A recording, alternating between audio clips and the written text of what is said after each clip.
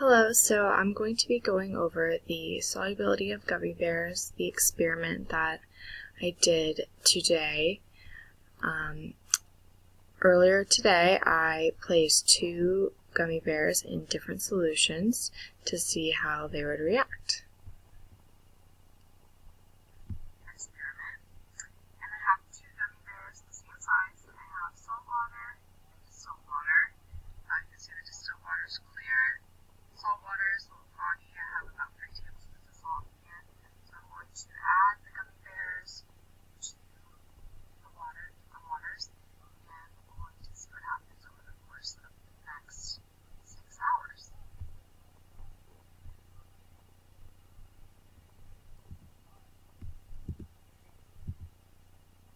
So for this experiment, I put about 100 milliliters of distilled water in 2 styrofoam cups. Both cups were at room temperature.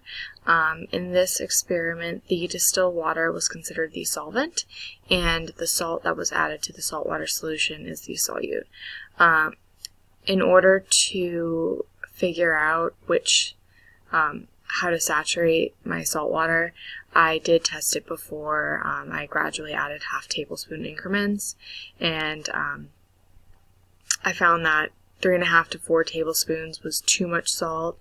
That made the solution super saturated, and the salt ended up settling on the bottom and not dissolving enough. So I used 3 tablespoons of salt per my 100 milliliters of water for the saltwater solution of the gummy bears. And so I would consider the solution I made to be saturated. And for rules of solubility for liquids, I read that they are naturally low entropy, so not like boiling water where it would be high entropy, heat being released, liquids going to a gas state. The room temperature liquid solution would just be low entropy.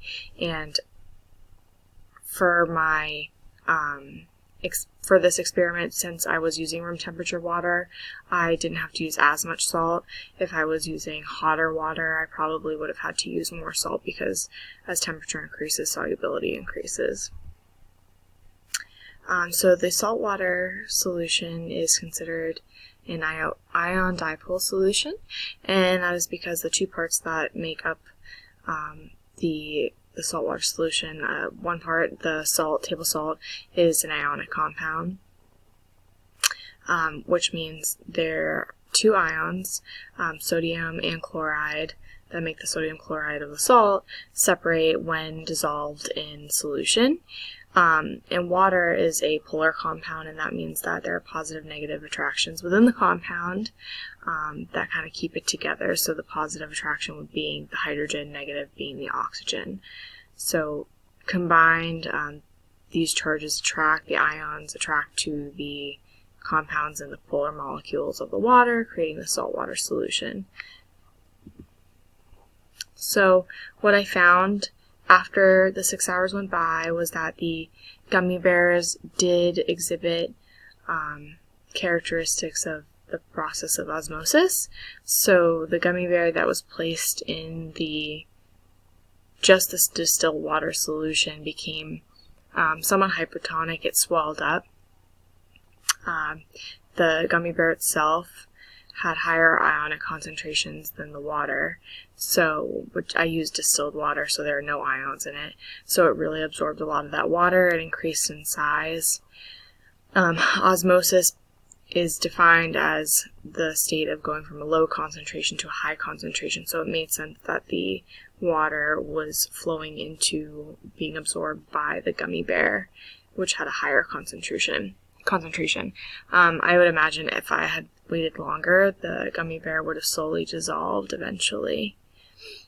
In contrast, the gummy bear in the saltwater solution did swell a little bit in comparison to the control gummy, but it didn't swell as much because there was so much salt in the water that they were more so at equilibrium with the ion, salt, and sugar of the bear, so there wasn't as much water to flow from the concentration gradient. So these are my results here. I do have a video. After sitting for 6 hours, I see a visible difference in the size of the bear. This is the distilled gummy bear as compared to saltwater bear. So, as you can see, the distilled water gummy has almost tripled in size.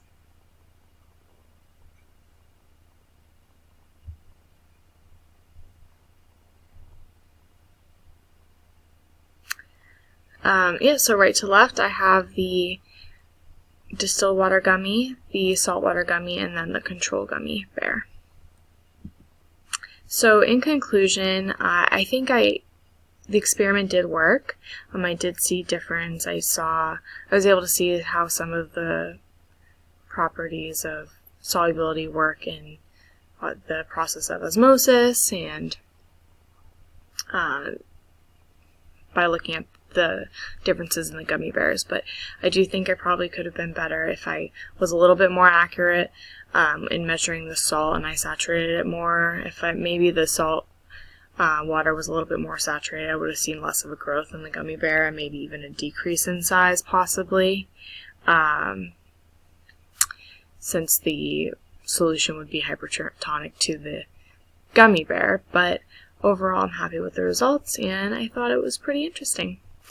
Thank you.